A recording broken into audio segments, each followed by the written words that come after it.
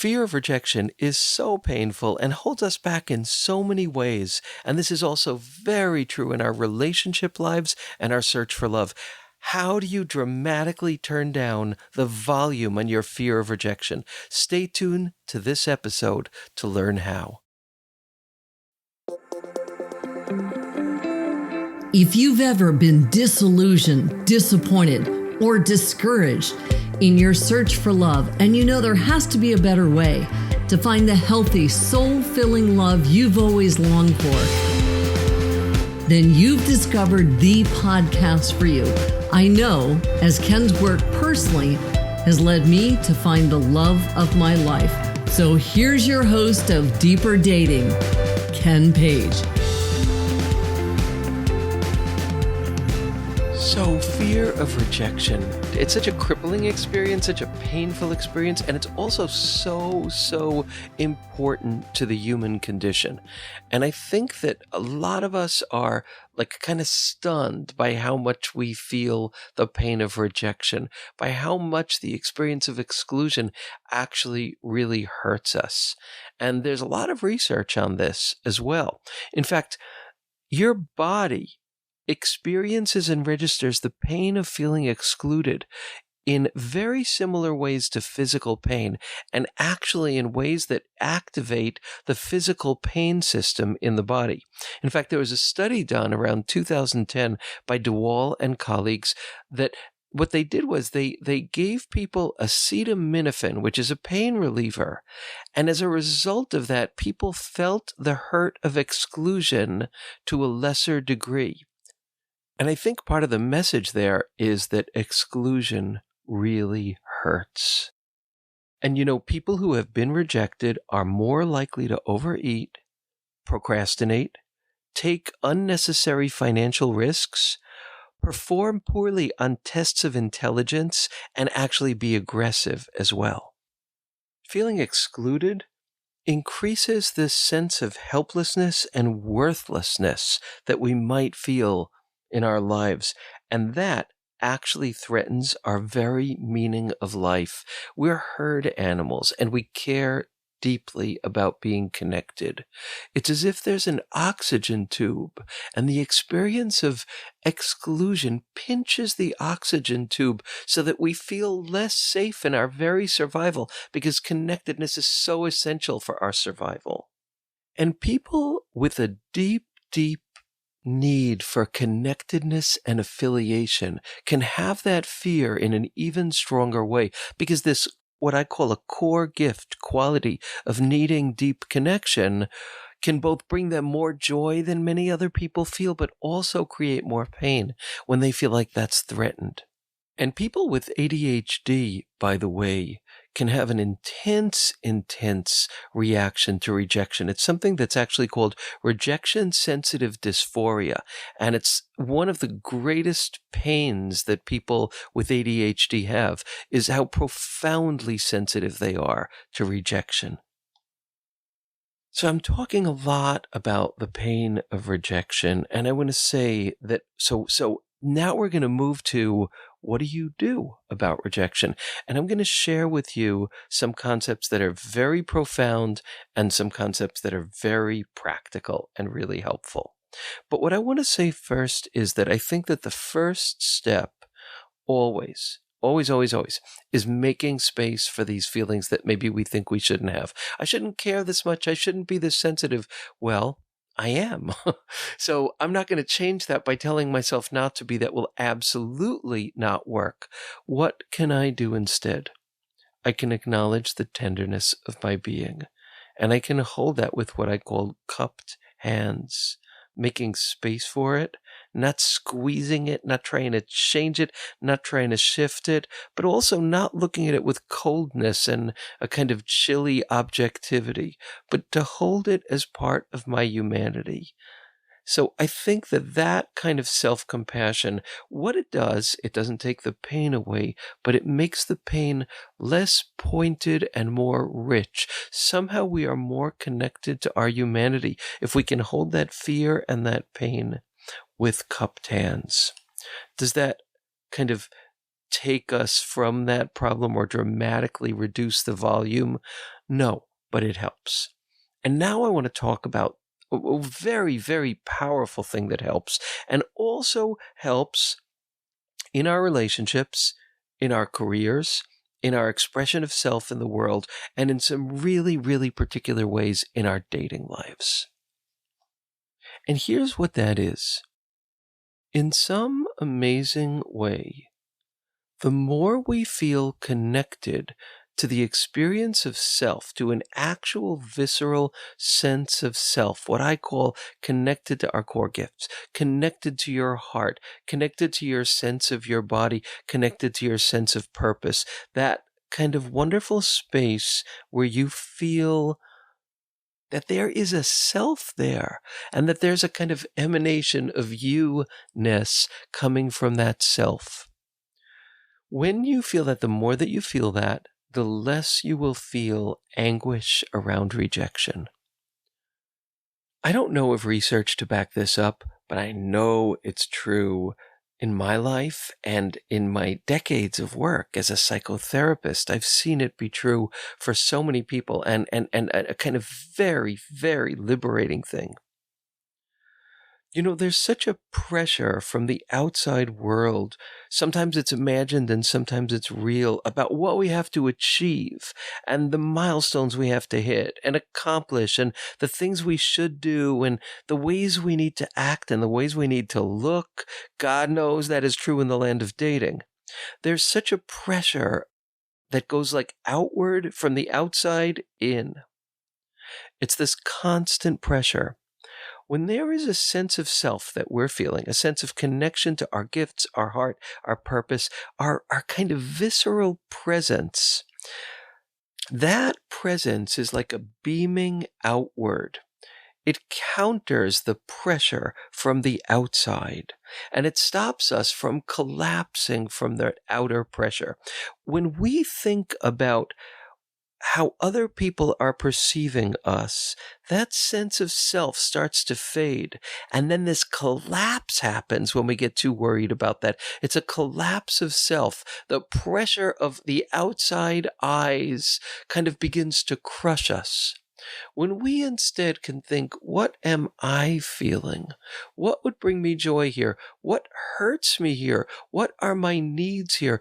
Who am I and what do I want? We create a pressure that goes from the inside out and counters the pressure of the outside world and actually becomes kind of an emanation of who we are.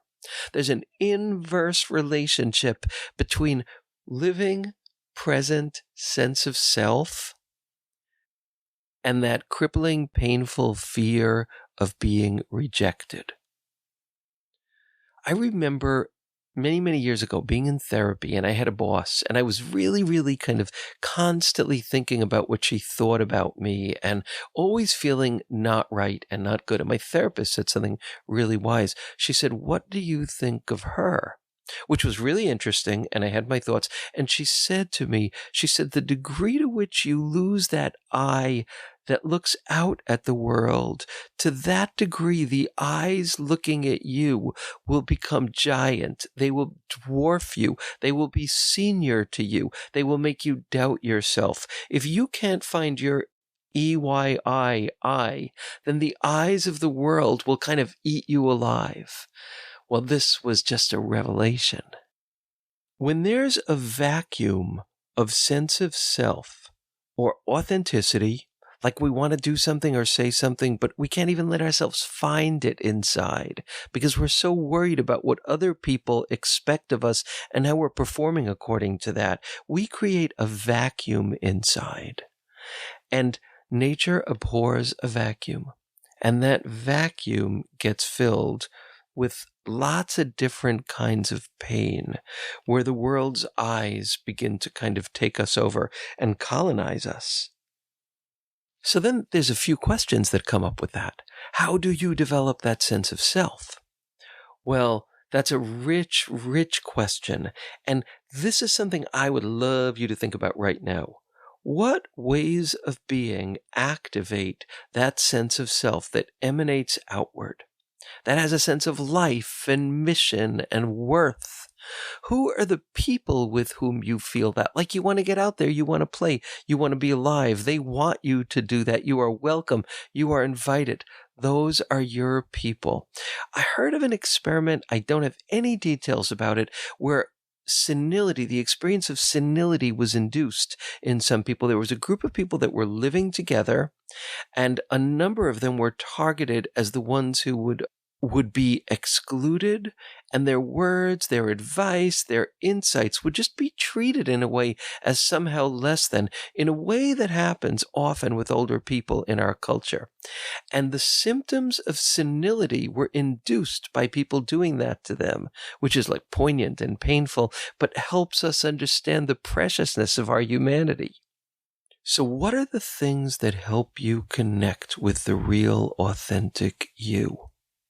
Every time we feel fear of rejection, what we can ask ourselves is, who am I wanting to be now? What am I not liking about what's going on? What am I not appreciating? What doesn't feel right? What am I needing that I'm not getting? What doesn't feel safe here? These questions will help us reclaim our sense of self. And now I want to talk about this well, I'm just going to back up for a second. In my work, in all of my work, I talk about core gifts. And the core gifts are the parts of ourselves that we feel the most deeply. They are our magic. They are where we feel the beating heart of our humanity. They're in the things that hurt us the most and the things that fill our hearts the most. They're in the things that we're most tender to share. But then when we find people who get and appreciate those things that we're shy to share, it's like we find our place in the world. And in a deeper way, we find our mission, because it's the things that we feel kind of so timid to share that are our treasures and our core gifts. So as we replace that fear of this part of me won't be accepted with, oh, this part of me has worth, this part of me has value, I got something to say, there's something I want to do, the emanation of who I am in the world right now would want to do this or that. There's an inverse relationship between that active sense of living us and our fear of rejection. I'm not saying that's completely true, but I'm saying it's largely true.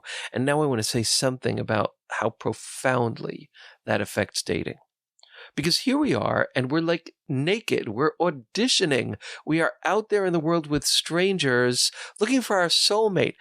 That is not easy. And also, it is a cold dating world out there, as we know. I've talked about that so many times that everybody knows how true that is.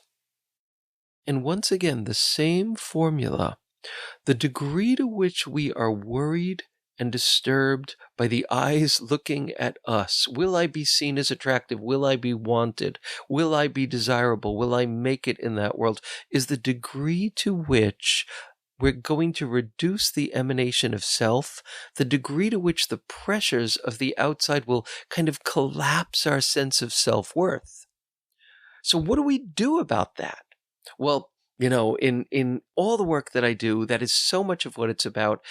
In my intensives and in all of my work and my writing, that's what I talk about. And in very simple terms, a way to think about this in your dating life is this. Your goal is going to be, and it's brave and it's scary, but it's beautiful, is going to be to just be you. To be essence of delicious, human, imperfect, authentic you. And as I say that, I imagine that you get a taste of that you, and that's the you. That's the you.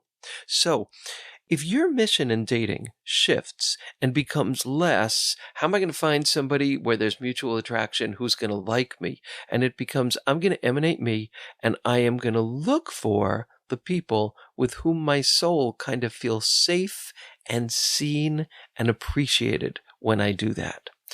When you go out on a date and that becomes your intention, A, you will be brave. B, you will be kind of like operating on a higher level because there's something heroic in that way of living, and you will know it. You will know, I'm being brave. I'm really being brave by doing it this way.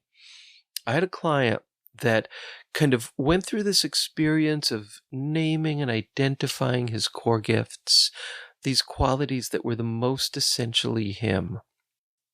And he said really clearly, this was incredibly helpful for me in the work that I did.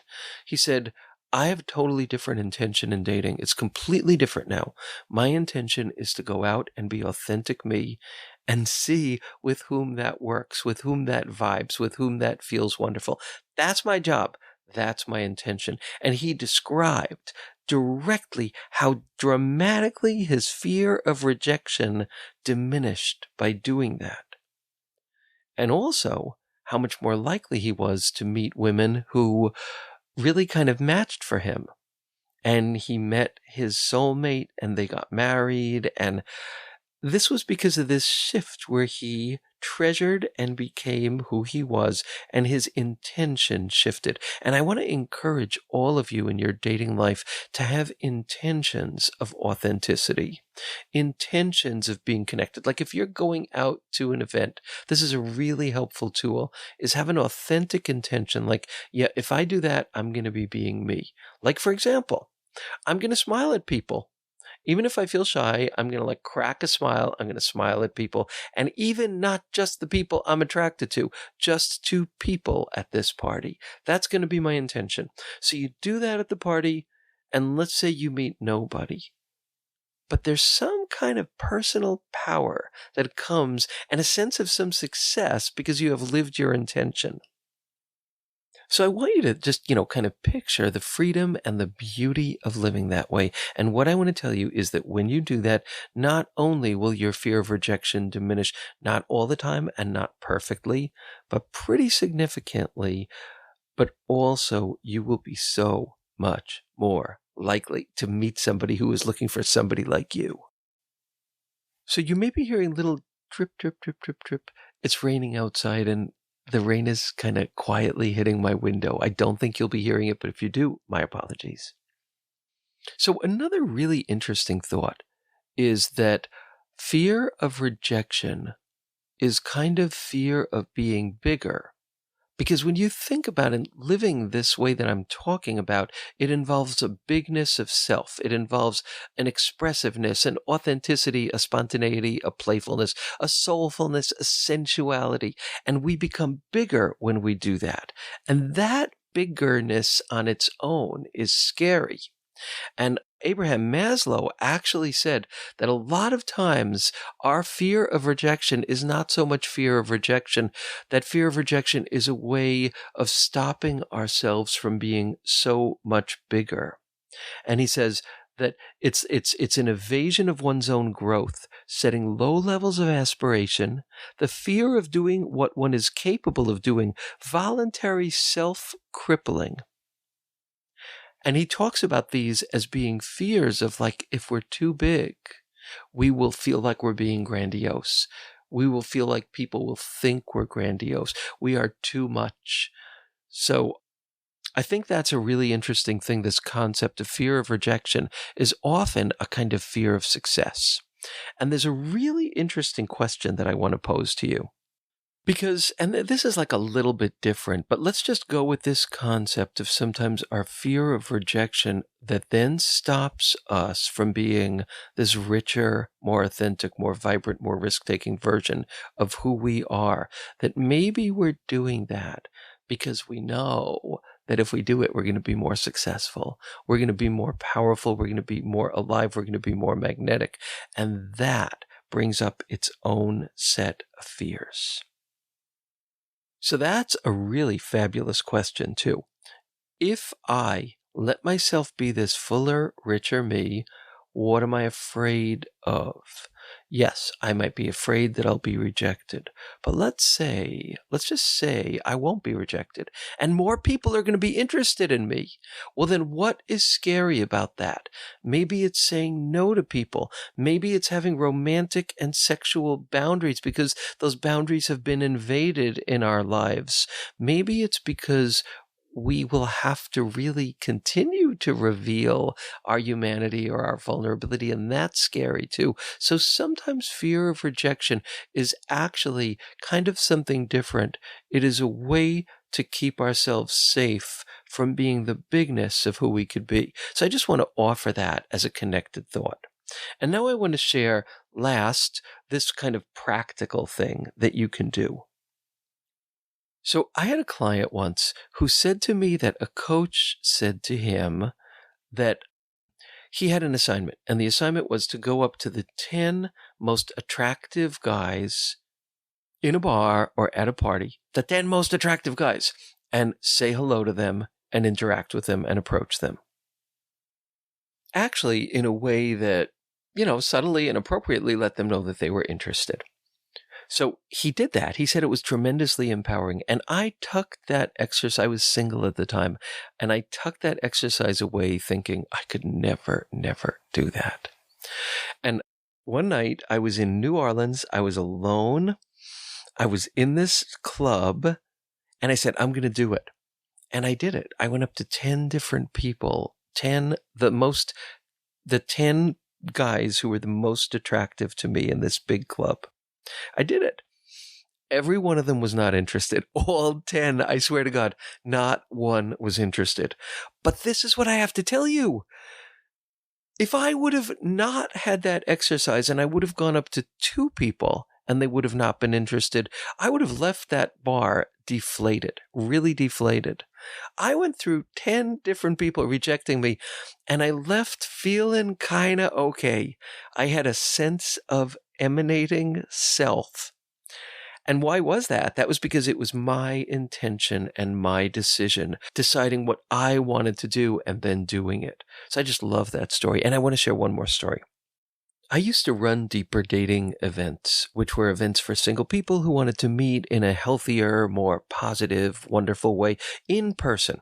These started with gay men, and they spread to many different populations. And one of my dearest friends, a psychotherapist, he would often run these events. And he talked about the time that he could have met and hung out with and maybe had a date with Stephen Sondheim. And he blew it. He blew it because he was too shy.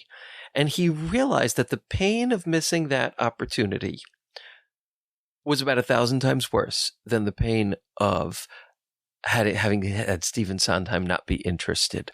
So that really hit him, and he shifted as a result of that. So in this deeper dating process, we would have people interact in all these different ways, and then there'd be an open period. And you had a piece of paper, you had your name on it, and in those days, your phone number, or maybe email. And the mingling process was that you would give your number to people. And the rule was nobody could say no. They had to say thank you. They had to take your number so that you never experienced that really painful deflation. That did not mean that person needed to contact you. Their job was to take in the appreciation that someone is interested in them and get a kick out of that, enjoy it, be warm, be respectful, and thank that person. And then everyone would just keep on doing that with everyone they were interested in. And they would build this amazing muscle. And they would talk about it too. They would say, it was really hard, but then I found myself at a party or on the subway or on the street, just like that muscle was stronger. And I actually it's an experience of empowerment. It's a kind of micro heroism. So my dear friend Hernan would tell everybody, don't lose the opportunity. Give out your number all over the place because you're going to regret more losing the opportunity than you will somebody not getting back to you. And that kind of freed people up because their intention became to give out their phone number. Their action was one of an expression of self, the generosity of taking the risk to let people know that they're interested. And there is something so empowering in that. So I just wanted to share that piece too, where there is presence of self. Fear of rejection is somewhat less crippling. Most important, when you go out into the dating world and your intention is to be you, but you have the discrimination to know that if somebody chips away at that sense of you, if they don't make you feel safe, if they make you feel criticized or unseen, then you know that that's probably not the place you want to land. So there's a dignifying of self in this act of self-expression. So do all of these things, or do any of these things, eliminate our fear of rejection? No. But they help, they turn the volume down, and this ability to have an intention in your search for love of being the most essential you, and have your goal only being looking for people where that lands in a beautiful way, you will crack the spine of a lot of your fear of rejection. I'm really excited to have you try these exercises and write back and let us know what you think, how it worked, what you noticed, and what your reflections were. So thank you so much for listening. If you'd like to leave a review or subscribe, I would love that. And thanks again, and I'll see you on the next episode of the Deeper Dating Podcast.